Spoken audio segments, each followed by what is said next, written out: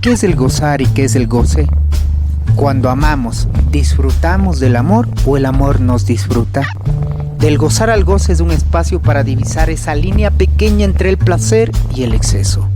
Hola, soy Fernando Guanoquiza y junto a Plax Films vamos a llevarte al mundo del cine, de la literatura, de la ciencia, del erotismo, del amor, del desamor y de los excesos. Esto es Del gozar al goce. Nací en un pueblo donde vi vivir a los hombres con mucha comodidad. Vi a hombres que se tomaban espacios públicos, espacios donde brillaban políticamente, espacios religiosos, espacios del deporte, espacios de diversión. Pero ¿quién en verdad sostenía el núcleo familiar y la economía de ese pueblo?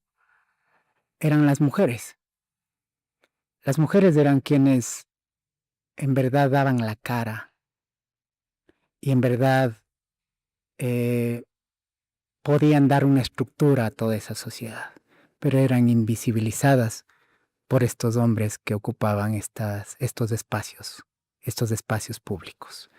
Para hablar justamente de esto, de lo femenino, de toda esta interculturalidad que existe en nuestro país y entenderlo de mejor manera, tengo el agrado de conversar ahora con alguien que sabe de esto y que ha trabajado con poblaciones, sobre todo mujeres, ¿no? Mujeres vulnerables, creo. Lucía Pérez, un gusto tenerte acá con nosotros. Gracias, muy amable. Bueno, qué gusto estar en este espacio con ustedes. Gracias por la invitación y con lo que tú empiezas a decir, ¿no? O sea, viví en un pueblo, bueno, yo también, creo que la mayoría de los que estamos aquí en el centro del país, como provincias, Cotopaxi, Tungurahua, Chimborazo, siempre podemos decir, venimos del pueblo. Y eso no significa que no evoquemos a las ciudades más grandes, sino que la palabra pueblo todavía suena a abrigo, a pesar de todo. Todavía suena ese calor de hogar. Ujú. Eh, Tú trabajas mucho con mujeres, con red de mujeres. La salud mental es algo que, como conversábamos antes de grabar, es algo que sí se ha tenido un poco, pero no como concepto de salud mental. Y no sé si existan espacios donde las mujeres puedan hacerse contención entre ellas, una red donde ellas puedan transmitir conocimiento, transmitir sabiduría, transmitir incluso dolor. Hablo del dolor para que la otra mujer le haga contención. No sé, dentro de tu experiencia, ¿hay esos espacios? ¿Hace falta más espacios? Me imagino que sí hace falta más espacios, pero la pregunta es, ¿hay esos espacios? ¿Existen esos espacios? Claro que sí. Bueno, a ver, ¿qué te cuento? Nosotras tenemos una fundación que se llama la Fundación Red de Mujeres de Cotopaxi. Ha sido un trabajo precisamente para lo que tú dices.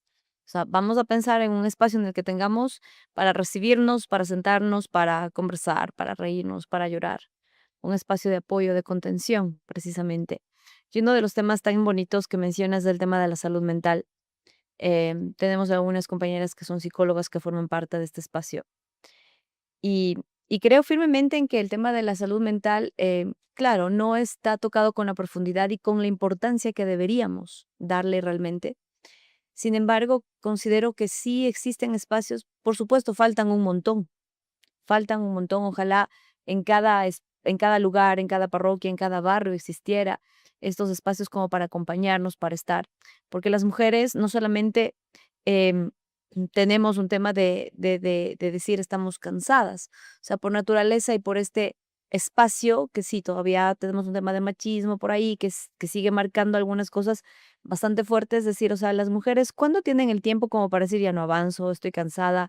O ya no quiero más, o necesito, no sé, una media hora para poder llorar, y llorar tranquilamente, ¿no? O sea, poder desahogarte. Ujú. Pero el estándar y los estereotipos te dicen: "No, pucha, la mujer tiene que estar primero tiene que ser guapa, segundo no tiene que envejecer, tercero tiene que ser buena madre, buena esposa, buena amiga, buena amante". O sea, tienes que ser buena madre, o sea, y el tema de ser buena madre te ocupa unos estándares altísimos que te demanda un cansancio impresionante Y vos tienes que cuidar a todo el mundo, tienes que cuidar a la mascota, tienes que cuidar al gato, al perro, al hijo, al guagua, tienes que cuidar al marido, tienes que tener la casa impecable, tienes que ser profesional, tienes que ser titulada, tienes que tener una salud mental estable, tienes que hacerte terapia y encima tienes que ser súper bien presentada y tienes que, o sea, es una cantidad de cosas en la que vos vas, a veces dices, pucha, ya no jalo, ya no avanzo, estoy cansada. Hay un arquetipo muy interesante Mm. en la cultura ecuatoriana, sudamericana. Es la figura de la Virgen, María, Claro, y la perfecta encima madre, ¿no? sepulcra, ¿no? O sea, La perfecta madre, Virgen. claro. Ajá. En psicoanálisis se habla de cómo la estructura neurótica obsesiva, que en la mayoría son hombres, se dice, desde esa teoría, ¿no? Mm. Que el hombre le fragmenta a la mujer, las divide en dos. Está la mujer que es la esposa y está la mujer que es la amante. Ya. La esposa es a la que amas, pero desexualizas.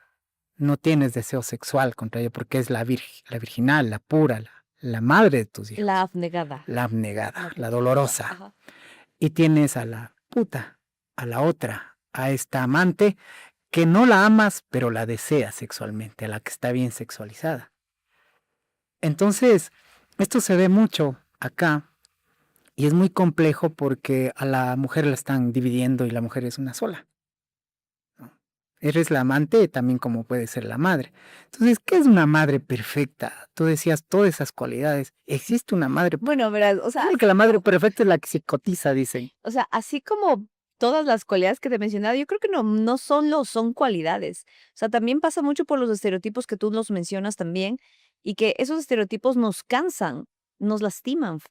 Finalmente alguien termina herido y esa persona herida, en la gran mayoría son mujeres, mujeres que no pueden decir lo que sienten, lo que piensan. O sea, por ejemplo, si yo te digo, chuta, sí, yo soy mamá, pero imagínate una mamá diciéndote, estoy harta, estoy tan cansada, ya no avanzo a ser mamá. Pucha, es mala madre. O sea, de una va al cajón de es mala madre, no cumple, no lo logra, no alcanza, ¿no? Lo impuesto del estándar. Entonces, ahí es cuando te decimos, claro, la salud mental no solamente es uno de los recursos más importantes que necesitamos, sino que también tenemos que regresar a ver adentro de nosotras con honestidad y con la verdad y decir, esto también nos hace daño. Tener que darle el gusto a todo el mundo. Y cuando uno da todo el gusto a todo el mundo, pues ahí está, o sea, ¿a dónde voy?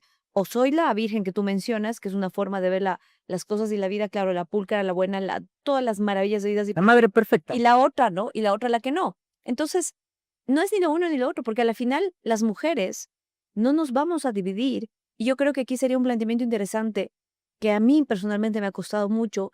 Y cuando trabajamos con mujeres, principalmente rurales o indígenas, son mujeres silenciadas, son mujeres calladas, son mujeres, esta palabra es durísima y cruel, verás, son mujeres aguantadoras, que aguantan, que soportan y están ahí con la carga y el peso de lo que sea, porque no solamente aguantan los estereotipos que te acabo de mencionar, aguantan que, por ejemplo, el marido necesita a la otra mujer, a la mujer que es fogosa, a la esto, entonces hay traiciones, hay violencia, y esto nos va destruyendo por dentro, y hemos destruido a la familia, y hemos destruido a la mujer, y también, por supuesto, hemos destruido al hombre, porque no podemos hacer una dicotomía de lo que realmente nos lleva a nosotros como seres humanos, entendernos como tal. Entonces, yo sí creo que en algún momento de la historia de la humanidad, las mujeres nos han roto de tal manera que somos un montón de mujeres rotas. Pero ojo, así como nos hemos roto, también nos levantamos y también tenemos la capacidad maravillosa de recoger nuestros pedazos y volvernos a amar y volvernos a armarnos pedazo por pedazo y volver a reconocernos ya no desde dar el gusto al otro. El otro significa todo el mundo, desde los papás, el marido, los hijos, todo el mundo, en el trabajo, o sea, todo el mundo, sino decir, a ver, ¿dónde estoy yo como mujer? Yo como mujer, ¿dónde estoy? ¿Qué es lo que siento? ¿Qué es lo que quiero? Porque al final a veces, y eso me ha pasado mucho, y eso sí lo cuestiono, en el tema de que cuando tú le dices a una mujer, principalmente a una mujer madura que ha sido madre, tú le dices, ¿cuáles son tus sueños más grandes? Y el 70 o el 80, por no decir casi todas, te responden que mis hijos estén bien, que mis hijos sean felices, que mi marido siempre esté con trabajito, ¿ya? Y no es que esté mal la respuesta, no, ojo, ¿sí? Y capaz que esto puede se generar así como, chuta, esa señora está muy loca, no sé. Por eso el tema de que tú estás buscando la felicidad a través de otro ser humano. de que el guagua esté bien, de que el marido esté bien. ¿Y vos dónde estás? O sea, ¿cuáles son tus sueños? El tuyo, el tuyo, el tuyo, sin hijo, sin marido. Porque antes de ser esposa y antes de ser madre somos mujeres y las mujeres sentimos mucho y somos muy apasionadas y creo que hay algo súper lindo cuando tú ves el juego de los guaguas chiquiticos de 3, menores de 3 años. Usualmente las guaguas, las niñas, las guarmis, son las que más exploran. El varón no. El varón busca mamá con rapidez.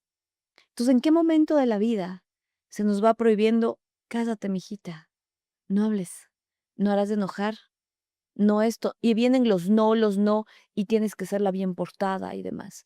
Yo creo que la salud mental sí tenemos alternativas y ahí sí creo que la interculturalidad juega un papel real, importante y creo que muy, no sé, muy reivindicativo. Creo que nos viene a romper y a sacudir muchas cosas, porque sí teníamos estos espacios. La chacra es un espacio de estos. O sea, el hecho de sembrar, de salir en grupo de mujeres a cantar en la siembra. O sea, creo que sí había espacios maravillosos de mujeres. Cuando el tema de las parteras mismo, no sé, cuando iba a parir alguien, cuando alguien iba a parir, cuando alguien iba a morir, ¿quiénes estábamos? Las mujeres. Las mujeres siempre hemos estado en el principio y en el final de la vida. Así que no nos pueden desplazar ahora, no nos pueden dividirnos en lo que sí queremos y en lo que no queremos de nosotras. Nosotras somos paquete completo y venimos con una cantidad de maravillas impresionantes que muchas de ellas han sido silenciadas y calladas y que creo que estamos en un momento histórico de la vida de la humanidad en que el volver a despertar el poder del amor significa vernos tal y como somos, sin clasificarnos, esto sí, esto no y esto escondidas. Ujú. Por ahí va la cosa. Conversábamos que esto de la salud mental era aquí tal vez en los espacios rurales no se conoce mucho como el término salud mental, Claro. pero sí existen figuras que tienen este rol del viejo sabio, de la anciana sabia, que son estos guiadores, ¿no? Que no son terapeutas, como se les llama desde la, desde la salud mental tradicional, pero sí cumplen ese rol.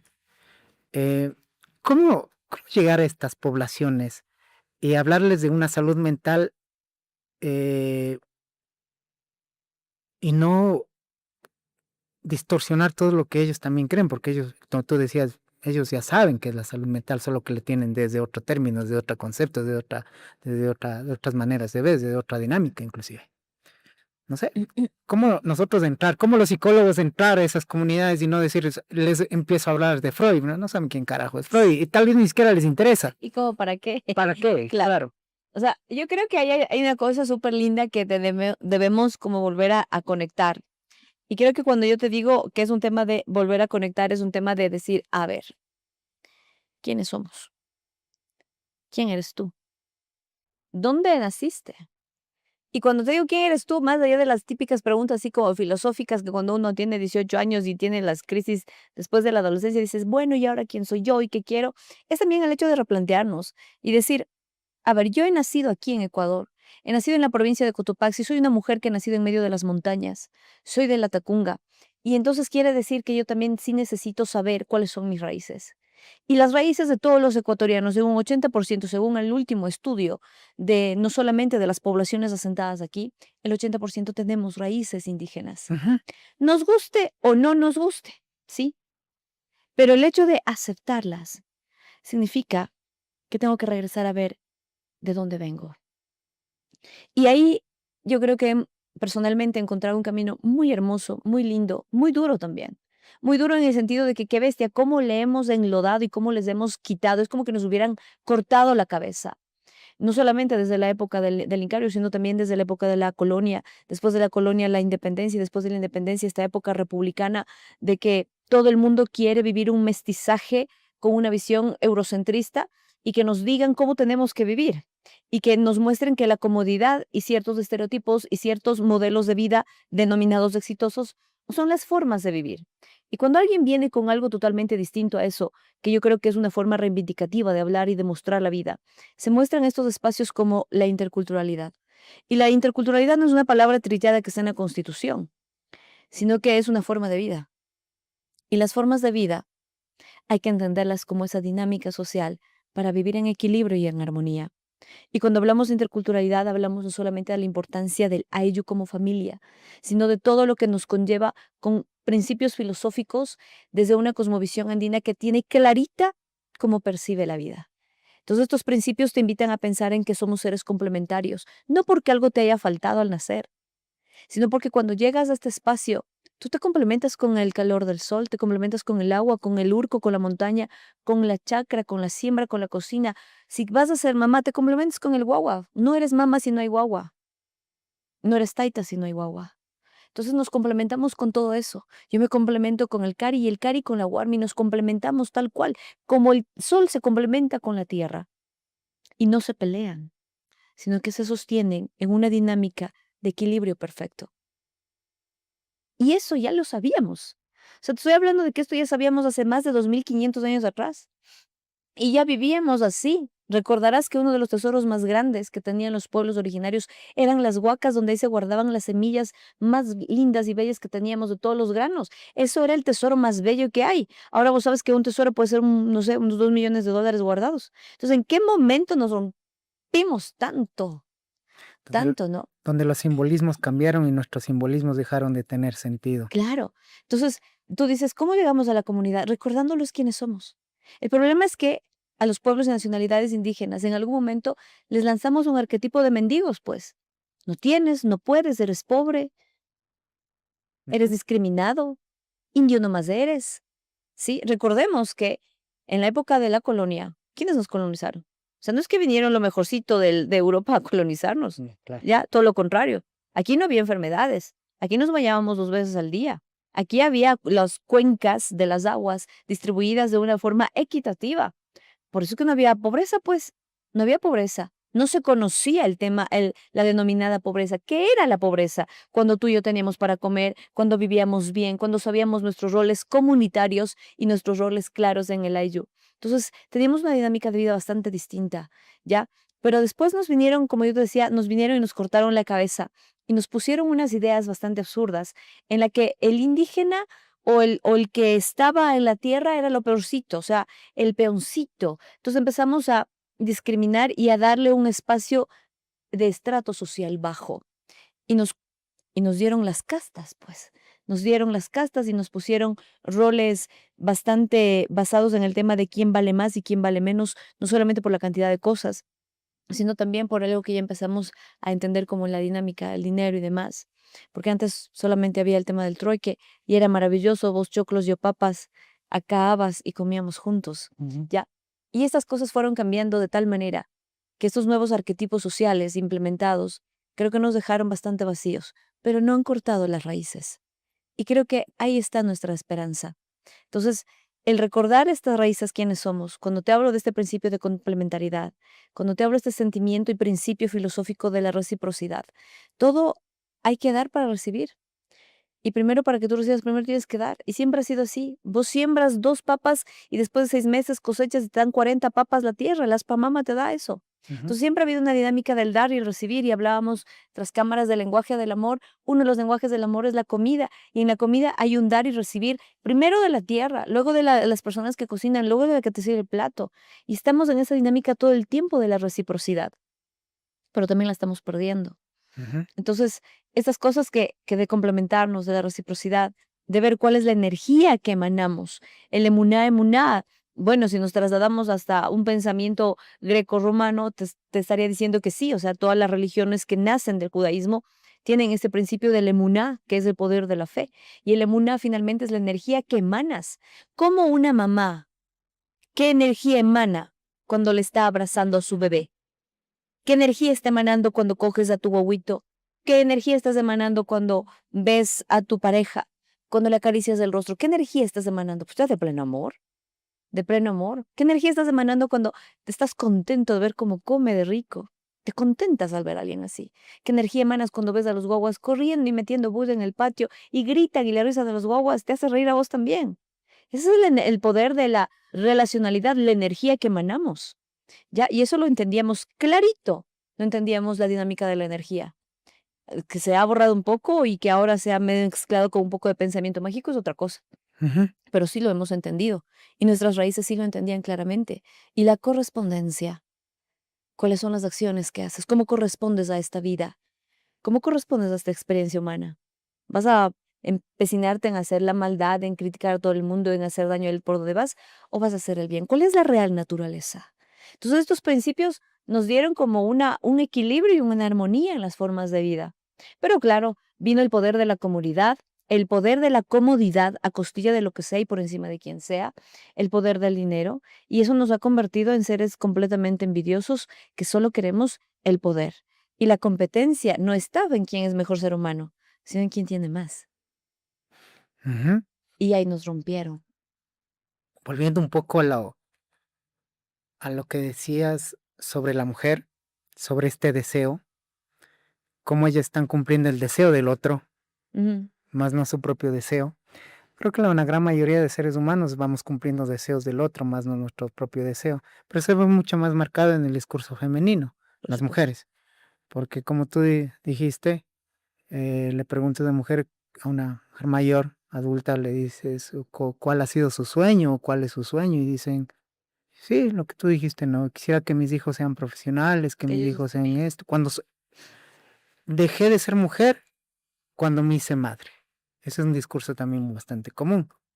Y me parece muy interesante entender esto porque la mujer es un ente unitario.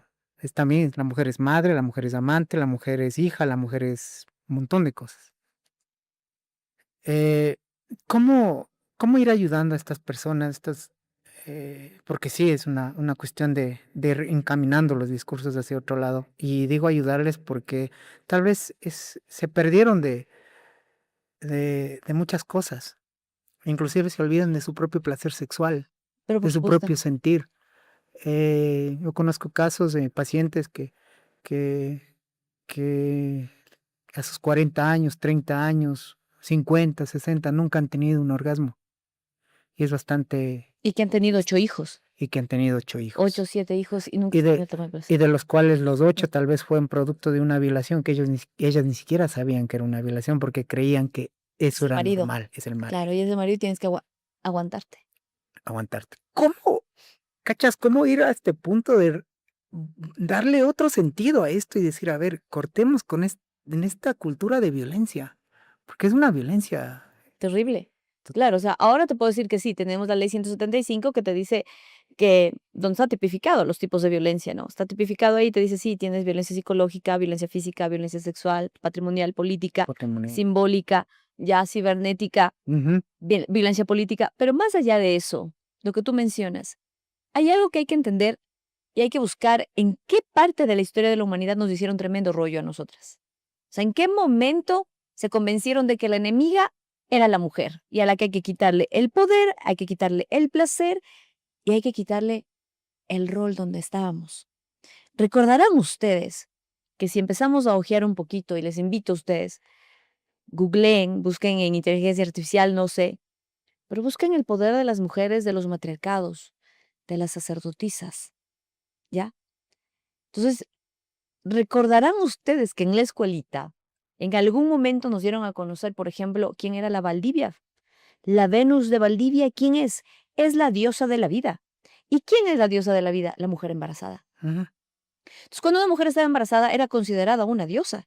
Pero por supuesto, no ves que somos el único portal para venir a ese planeta Tierra. mm, Por más niño probeta que seas, vos necesitas el útero de una mujer. Entonces, somos portales de vida. Y eso no era tan conveniente para el ejercicio del poder, pues. Y recordarás, y tenemos claridad aquí, en que en el momento en que a una mujer le quitas el poder sexual, le estás quitando un poder creador. ujú. Y eso es como una castración, no solamente física, sino emocional. Sí, Y eso nos ha cortado un montón de cosas.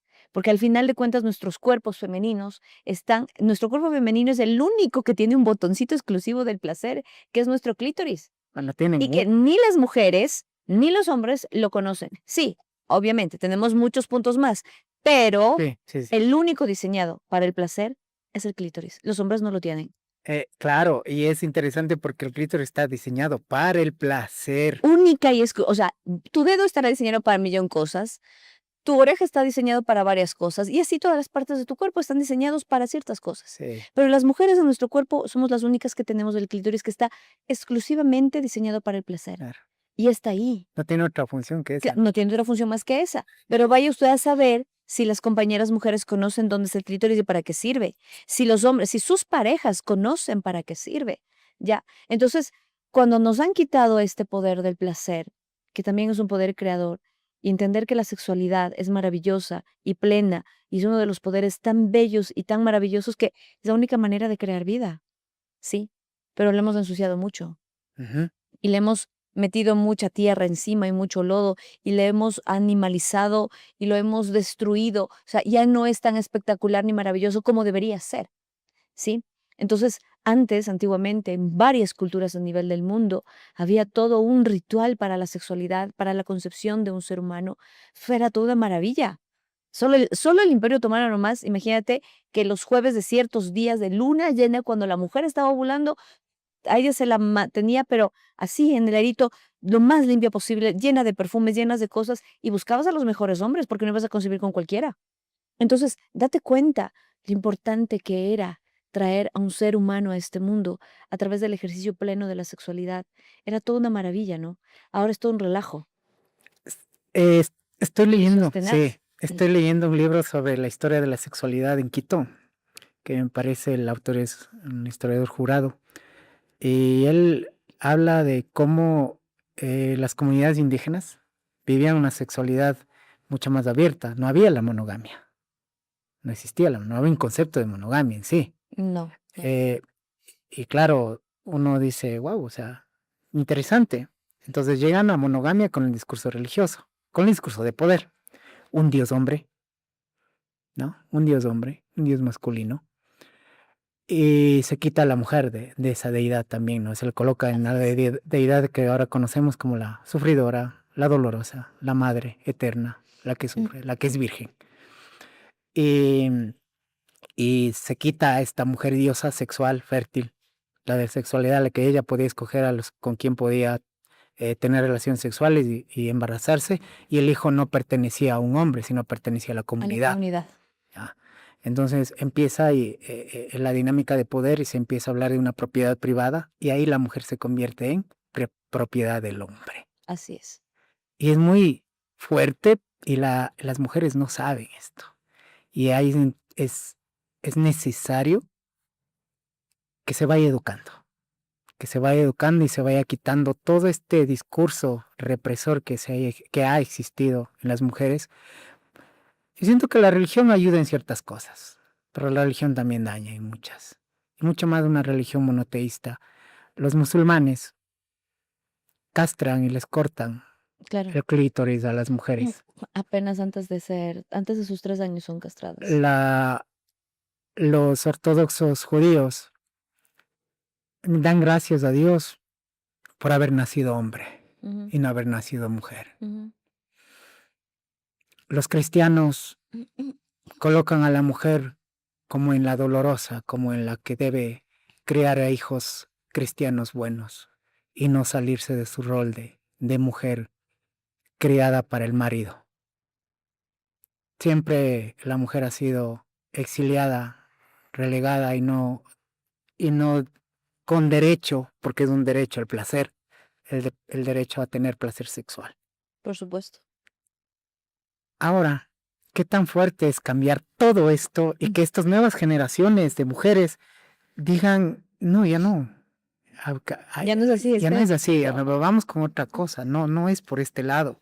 Tengo derecho a yo también elegir a la pareja con la que quiero estar y descubrir mi propia sexualidad, tocarme, porque las mujeres hablan de tocarse y es como que hablo de la masturbación, te hablo de la masturbación femenina y es muy triste, porque en realidad es triste, saber que las mujeres no conocen su propio órgano genital, no lo ven, no lo reconocen y mucho menos saben dónde pueden tocarse o dónde puede tocar su pareja para que Claro. ellos tengan placer O sexual. explorarse y saber y decir, bueno, o sea, o solo tener la conversación con tu pareja y decir, o sea, me gusta que me toques así. Ujú. Ya, todo ese tipo de cosas que tú acabas de mencionar siguen considerándose un tabú. Y todavía hay mucha vergüenza en torno a esto, ¿no? Hay muchísima vergüenza. Pero yo sí quisiera como recalcar algo que me parece sumamente importante, es que el despertar de las mujeres es como el despertar de la gran diosa también. Y eso no significa que venimos como en bronca o en son de pelea. Porque nos damos cuenta que cuando alguien pelea siempre alguien va a salir lastimado. Y siempre va a haber un victimario y una víctima. Y por ahí no va la cosa, porque si al final si realmente nosotros queremos como este equilibrio y esta armonía, no podemos ir con el mismo discurso con el que nos han atacado. Entonces, el reivindicar cuando tú me planteas el tema de educación, por supuesto, hay que educarnos. Pero ¿cómo vamos a hacer esta gran revolución a través de la educación? Que para mí sí es una de las herramientas más importantes porque es el recorrido que te puedo decir que tengo en la vida. He trabajado con muchos grupos de mujeres en muchas provincias del país y, y cada una es tan única, tan distinta, tan diferente. Y los pueblos y nacionalidades indígenas creo que tienen la responsabilidad social de volver a sus raíces y recordar quiénes son. Para mí esa palabra es importante, es recordar quiénes son. No es que estamos olvidados del todo, no es que han cortado las raíces. O sea, sí creo en la esperanza firme de que sí podemos seguir regenerando este tejido social. Volver al tema de la importancia de la comunidad, donde tú decías, todos y todas éramos importantes en igualdad de condiciones, pero por supuesto, ¿ya? Y el tema de decir las mujeres y nuestro cuerpo de mujer, por Dios, el cuerpo de la mujer es abundante. O sea, el cuerpo de la mujer es tan abundante y tan completo, que no solamente es capaz de generar esa vida a través de la semilla sagrada de los hombres, ¿no? O sea, tampoco queremos como relegarles ni nada por el estilo, sino que nos vean y nos vivan como siempre hemos sido. Creo también es importante hablar del tema de la religión. La religión viene de esta palabra que es básicamente la relación íntima que tienes con la deidad, con lo divino, con lo que consideramos divino. Y en muchos momentos sí, o sea, ha habido como estos espacios de chuta, o sea, chuta nació mujercita, ¿no? Y esa discriminación por el hecho de ser mujeres y estos silencios por el hecho de ser mujeres y estos arquetipos sociales que te dicen la mujer, la que aguanta, la que hace. Aquí la invitación está en recordar y creo que ahí sí hay un feminismo coherente y responsable y lo subrayo porque no podemos caer en la misma irresponsabilidad de la historia de la humanidad, sino decir, hay que despertarnos, hay que despertar a las mujeres de este sueño que nos ha llevado a un letargo de silencio y de violencias, sino decir, hey, ¿quién eres tú? ¿Cuál es tu poder? Y el poder no en el ejercicio en contra del otro, sino en el ejercicio de sí mismas, a nosotras mismas. Entonces, cuando una mujer despierta, cuando una mujer se da cuenta de que, primero, es una persona preciosa, valiosa, que conoce su cuerpo, que empieza a explorarse, que empieza a conocerse a sí misma, que empieza a decir, a ver, ¿cuáles son mis talentos? Yo soy buena para esta vuelta, yo hago súper bien esto, yo el otro. Es el camino que ahora le decimos, sí, el camino de la autoestima, el camino de reconocerte, el camino de valorarte, claro, pero eso tiene que empezar por un lenguaje positivo que no viene del otro. Porque del otro, el otro papá, el otro mamá, el otro lo que sea, el otro familia, nos han callado. Recordarás tú que en la educación tradicional que tenemos es, mijita, calla, calla. No llorarás, mijita. No harás de enojar a tu papá. No harás de enojar a los ñaños. No esto. Vamos rápido. O sea, todo este tipo de cosas que desde niñas nos dicen. Entonces, ¿dónde está el poder de la voz? El poder de la voz es hacia adentro que con tu propia voz tú tienes que acostumbrarle a tu cerebro a decirle cuánto vales. Porque ya no es la voz de la mamá ni la voz del papá diciéndote lo que tiene que hacer, ni la voz de todo el mundo diciendo que lo que tú tienes que hacer para que el otro se sienta bien. Cuidado y le haces sentir mal a tu marido, porque tú tienes que ser buena mujer y tú tienes que darle gusto a tu marido. Y si te quedas sin marido, ¿qué vas a hacer? Entonces, estos discursos que aún se escuchan en nuestros pueblos, entonces tiene que ser entendido la manera y pensar y decir, a ver, ¿cuál es el lenguaje que tú te vas a hablar, cómo tú te vas a hablar por dentro con esa vocecita, ¿qué te vas a decir? A ver, mujer guapa, inteligente, bella, poderosa, recuerda quién eres. No nos olvidemos de eso.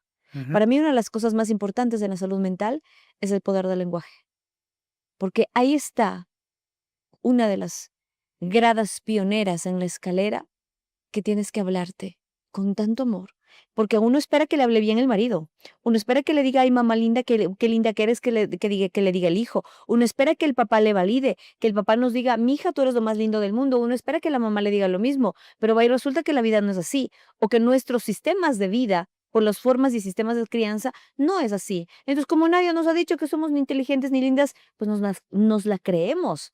Y por eso nos aguantamos tanto rollo. Y por eso hay muchas mujeres que aguantan matrimonios de 30, 40 años, 8, 9 hijos, nunca han tenido un orgasmo, nunca ha habido un placer ahí, se han chantado maternidades jodidas, ¿sí? A costilla de toda una vida.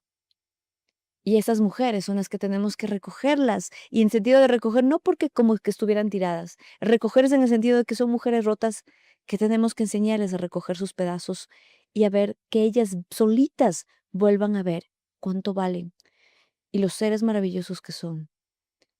Hay muchos años de soledad. Hay muchos años en los que solamente se vive para el otro.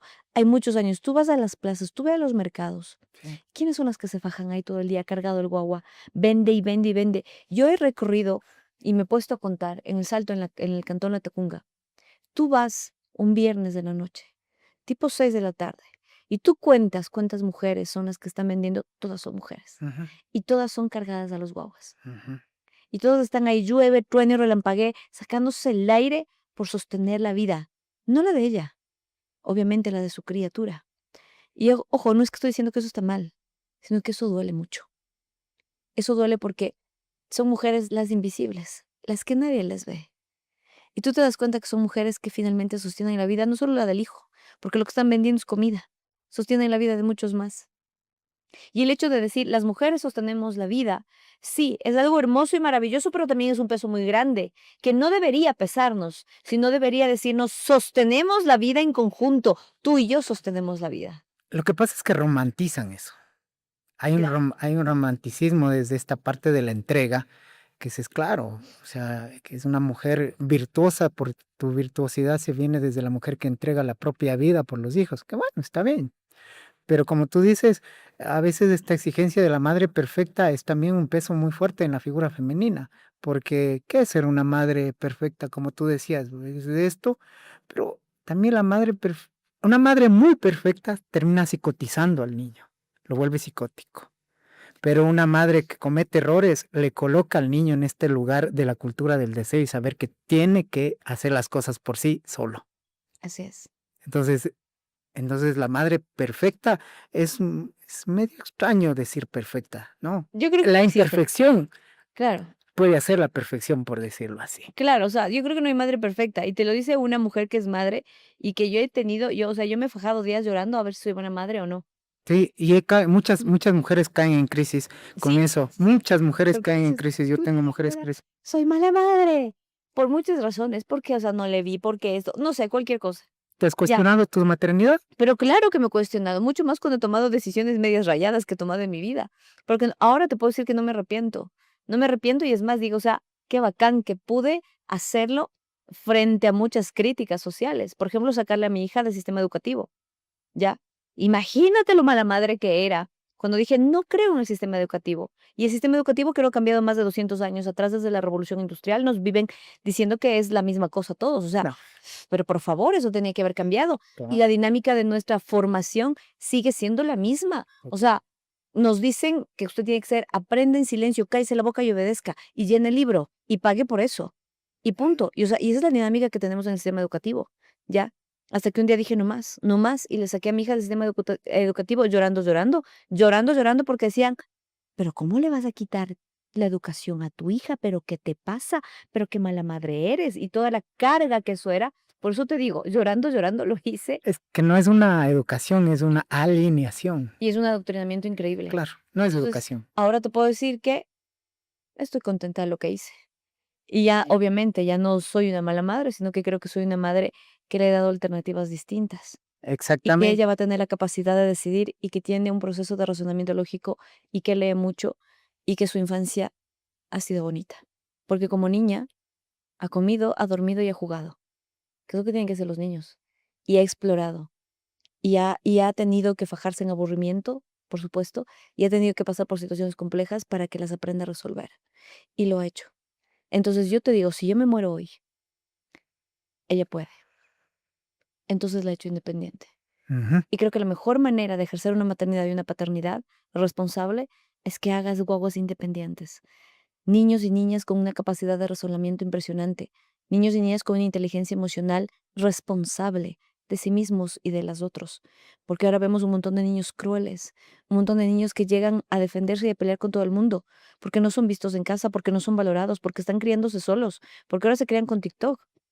Ya no se crían con el calor de la madre ni del padre, se crían porque el papá y mamá están haciendo plata para pagar deudas, para dejar cosas. Ujú, ¿sí? Entonces, estas cosas que duelen mucho, porque creo que duelen mucho, es que tenemos un montón de niños y niñas y adolescentes que, ¿cómo serán esas generaciones cuando sean adultas? ujú. Serán seres humanos tan lastimados, que por supuesto no solamente vamos a necesitar un montón de psicólogos y terapeutas, nos va a tocar regresar a la raíz porque este modelo de vida no es sostenible. Ya estamos acabando en todos los sentidos. No es sostenible en recursos, no es sostenible económicamente, no es sostenible en el tema dinámico familiar, no es sostenible con la inteligencia emocional. Estamos totalmente desconectados. Un adolescente sufre más si le quitan el celular que se muera su padre. Claro. Entonces, la hemos regado en mal plan, Ujú. re mal plan. Yo digo ahora, cuando destapen las tumbas de nosotras, ¿qué van a encontrar? Un montón de mujeres con senos plásticos, ¿sí?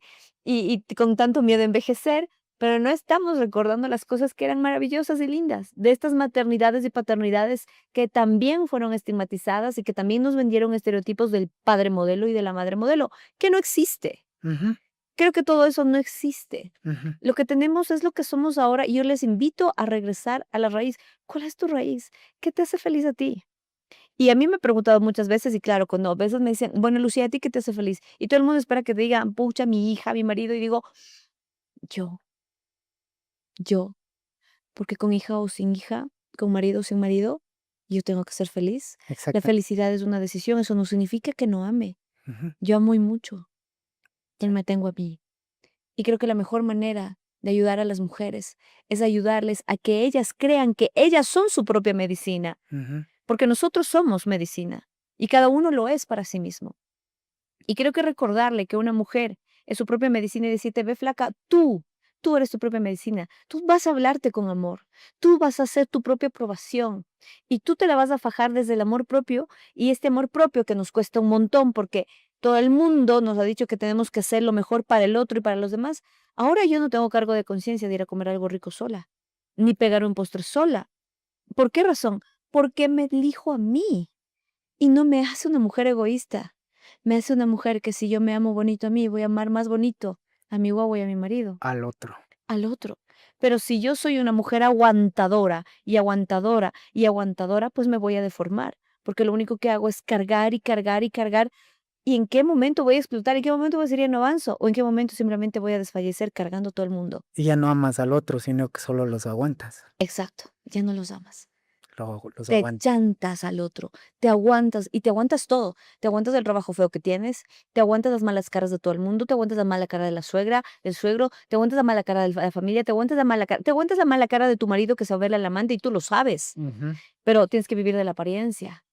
Te aguantas que tus hijos te sangren, porque no les educaste en amor, les educaste en poder, les educaste para eso, para competir. Todo el mundo quiere la paz, pero nadie educa para la paz. Todo el mundo educa para que tú seas mejor que el vecino. Para la competencia. Claro, Pues. educas para eso, para que tú tengas más plata que el otro, para que tú seas mejor que el otro. Todo el mundo está educando para eso, pero nadie está educando para la paz. Nadie está soltando las armas y diciendo, ya no avanzo más con esto, ya no más. Ujú. Entonces, el uno se refugia en el trago, el otro se refugia en las drogas, el otro se refugia en las novelas, la otra se refugia en las amigas, la otra se refugia, los adolescentes se refugian en un montón de porquería y de celulares. Tú no tienes idea de las cosas que yo he tenido que ver los adolescentes. Que me he quedado lo que digo, qué nivel de desconexión que tenemos. Sí, es brutal. Es brutal. Y eso nos está matando.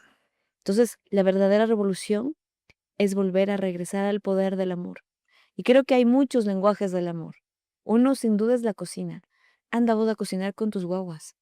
Sin teléfono, por favor. Anda a recoger vos mismo los choclos, a parar la olla. Te lleva unas 2 horitas de una conversación tan linda. Totalmente. Entonces, eso es amor. Prepara la comida con tus hijos. Claro. Cosecha, como tú dices. Cosecha. O O sea, anda a comprar, si eres citadino, anda y compra al mercado con tus hijos, al súper con y tus que hijos. conversen con la compañera Conversen que te con... está vendiendo, ¿no? Que te diga caserito, caserita. Yo tuve un momento en mi vida que sí fue un tema media fashionista porque trabajaba mucho en medios en Quito. Y claro, una vida media absurda, media estúpida, bastante desconectada, ¿no? Cuando regreso a la Tacunga, o sea, el hecho de irme a hacer las compras con las caseras, eso es terapéutico, por ejemplo. qué bestia, qué nivel de colores que ves en el mercado. Totalmente. Todos los colores, o sea, tú vas a un mercado y ves la abundancia en su máximo esplendor. Y las compañeras tratándote lindo y diciéndote cosas maravillosas y diciéndote, venga, caserita, pruebe un poquito, tome esto. O sea, qué nivel de confianza, ¿no? Qué nivel de confianza. Hay una señora que vende empanadas de harina de chocho y ella te tiene la probana. Te dice, tome, pruebe, le gustó, quiere otrita, pero esta, tome con esta salsita. Eso es una cosa impresionante. O sea, vos te demoras en comprar porque hay una conversación de por medio, hay un halago de por medio, hay un tema de ver ese rato. O sea, todo eso, por ejemplo, para mí es súper sanador. ¿Creas vínculos ahí? Pero claro que creas vínculos. Ok. Y los vínculos son lo que nos conectan. Y si nos vamos a un tema un poco más elevado, finalmente los vínculos son los hilos rojos que nos sostienen. Pero esto y mucho más son lo que están cortando nuestros hilos y nos volvemos solo títeres. Y hay alguien más manejándonos. Y ese alguien más es este sistema absurdo, obsoleto, que sí lo maneja un par de seres humanos. O sea, no me vas a decir que el tema de las bancas móviles y todo lo demás, alguien lo maneja, pero por favor. Entonces, las familias más adineradas del mundo, que son apenas 7 familias en el mundo, dicen cómo usted y yo vivimos, cómo usted y yo tenemos que vestirnos, lo que tenemos que comprar. Entonces, no vivimos en una plena libertad. Y si no vivimos en libertad, ¿cómo vas a descubrir tu propio cuerpo? Si hay gente que te dice cómo tienes que vivir y lo que tienes que comer. Entonces, si alguien me dice cómo tengo que vivir, ¿en qué momento me voy a dar cuenta que yo he tenido un clítoris para el placer? O sea, si vivo súper desconectada de mi propia feminidad. Y entonces, ahí es cuando yo te digo, hay que volver a la raíz. Hay que volver a la raíz, nos va a costar, pero es el tema maravilloso. Es el mito Oh, del eterno retorno, el mito del eterno retorno. que es un lindo libro también. Claro. Nietzsche también habla de eso, del tiempo como es circular y hay un retorno siempre, ¿no? Ujú. Gracias, Lucía, por este espacio, mejor dicho, por esta conversación que ha sido muy amena estar contigo. Como para ir finalizando, eh, ¿qué espacios al menos existen aquí en Cotopaxi para que tu fundación es una? No sé si tú estás creando otros espacios para que las mujeres vayan a estos lugares y se reeduquen, ya no vivan ya no vivan adoctrinadas, sino que vivan en una lógica, un despertar de conciencias y que vaya de la mano con la salud mental. Bueno, yo creo que sí lo estamos haciendo, pero como te digo, o sea, hacemos esto ya para la gran necesidad que hay. Pues, Ya. Pero ese granito de arena eso, puede inclinar la balanza. Sí, exactamente. por supuesto. Entonces, ahora que estoy aquí en Saquicili con ustedes, yo sí quisiera hacerles una cordial invitación y decir, a ver, ¿quieren espacios y círculos de mujeres en Saquicili? Listo. Reúnan mujeres y aquí estoy. Hagámoslo. ¿Sí? Porque Hagámoslo. la idea de esto es para mí súper importante. Los círculos de mujeres es una metodología finalmente, es una metodología vivencial a través de varios talleres. 3, 4 serían como los básicos necesarios para que ellas continúen. Porque la idea es que no dependa de uno. Claro. O sea, viene uno aquí, lanza las herramientas, tú las recibes, ellas las van a mejorar porque cada una lo hace.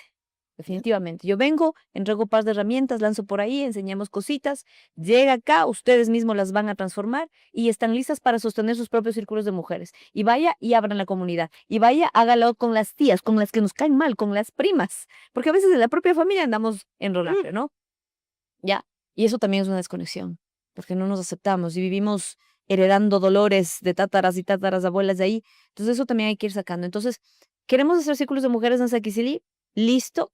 La última semana de julio tengo como bastante libre, como para decir, ¿queremos hacer círculos de mujeres? Hagamos. Vámonos, yo les doy la metodología, ustedes la van a mejorar porque de eso se trata y sostengan. Necesitamos círculos de mujeres. No para, antes decían, es que ahora hace unos 30 años atrás se reunían para tomar el té a las 5 de la tarde y chismear de todo el mundo. Digo, ya piensen lo que quieran, pero los círculos de mujeres no solo es un tema de chismear, porque es como lo último que haces cuando estás comiendo al final la pamba mesa. Son espacios para llorar, son espacios para cantar, Para hacer catarsis. son espacios para danzar con una fuerza, no es baile, no es baile, es para mover el cuerpo y sacar la pena, sacar el llanto, sacar el dolor a través del cuerpo en movimiento. Catarsis. Son espacios para simplemente soltarse Ser. y ser. Yo tengo un proyecto por ahí que justamente es es para mujeres, dirigido a mujeres, mujeres de acá, ya que hablas de Sexily, mujeres de Sexily, porque como dije al inicio, he visto esta realidad.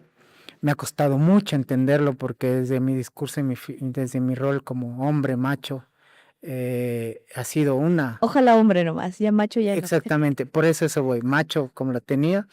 Ahora voy a entendiendo las nuevas masculinidades, ¿no? Y desde ahí viendo como hombre que tiene su parte femenina. Pero por supuesto. Y digo, wow, qué necesario es esto acá, ¿no? ¿Y para qué? Para que las mujeres eduquen a sus hijos.